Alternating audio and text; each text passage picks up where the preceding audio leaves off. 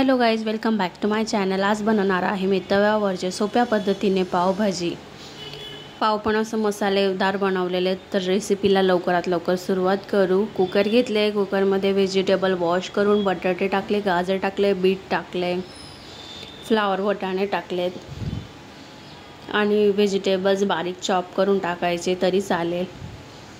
कुकरमध्ये मस्त शिजून जातात।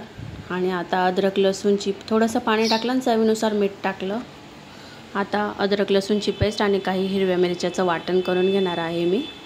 हे बघा, आता तव्यावर मी तेल टाकलं आहे आणि थोडं बटर टाकलं। तुम्ही बटर पण टाकू शकता, बटरने ढाब्यावरचाच टेस्ट येतो पावभाजीला। तर बारीक चॉप केलेले कांदे टाकलेत मी। 2 मोठ्या साईजचे कांदे घेतले होते, ते छान असं मिक्स करायचं। थोडंसं मीठ टाकायचं, लवकर कांदा नरम होतो, शिजून येतो। थोडंसं हळदी पावडर टाकलेली आहे आणि हे मिक्स करून घेत चला।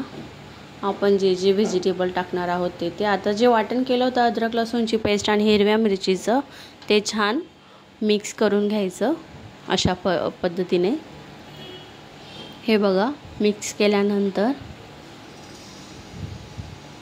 असं थोडं ठेचत राहायचं, म्हणजे ते नरम होऊन जातात व्हेजिटेबल्स। इझी रेसिपी आहे, एकदा नक्की ट्राय करा आणि मला कमेंटमध्ये सांगा कशी वाटली रेसिपी।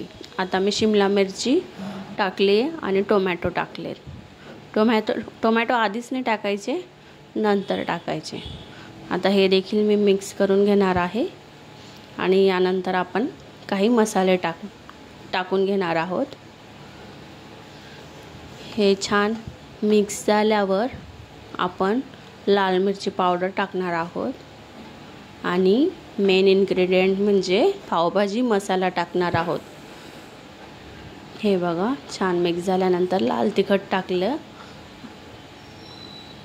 काश्मीरी लाल तिखट वापरते मी, कलरही छान येतो आणि चवीला जास्त तिखट नसते। हे बघा, एव्हरेस्टचाच पावभाजी मसाला वापरला आहे आणि एक प्रकारे एक छान जुटीने मस्त मिक्स करून घ्यायचं।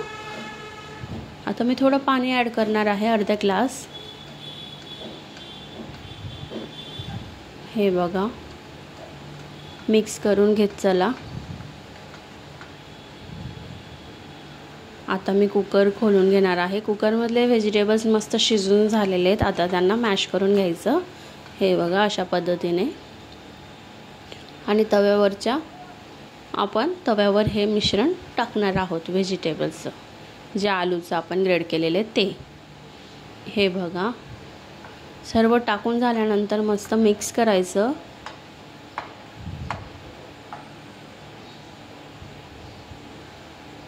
मिक्स करून घ्यायचं। पावभाजी बनवण्याची पद्धत तुमची पण अशीच आहे का, ते देखील मला कमेंट बॉक्समध्ये नक्की सांगा। आता त्यात बटर टाकणार आहे मी। बटरने मॉइस्ट पकडतं, खूप छान टेस्ट येतो। आणि वरतून गार्निशसाठी कोथिंबीर स्प्रेड करणार आहे। आता ही झाली आपली पावभाजी तयार। आता मी पाव मसाल्यात फ्राय करून घेणार आहे। हे बघा, पॅनवर मी बटर स्प्रेड केलं आहे, बटर टाकलं आहे मस्त आणि थोडीशी पावभाजी टाकली तव्यावर। अशी छान बटरमध्ये हे करून घ्यायची तिला मिक्स। आणि नंतर आपण पाव जे घेतलेले ते मधून असं कट करून घ्यायचं आणि अशा पद्धतीने टाकून घ्यायचं। पावच्या वरती पण बटर स्प्रेड करायचं, ह्या साईडने पण आणि दुसऱ्या साईडने पण। आपण आता पलटी करणार आहे। आहा, सुपर्ब! बघा किती छान दिसतंय। असे छान छान रेसिपी बघण्यासाठी माझ्या चॅनलला सबस्क्राईब करा। व्हिडिओ कसा वाटला मला नक्की सांगा, लाईक करा, शेअर करा। Thanks for watching guys, bye bye.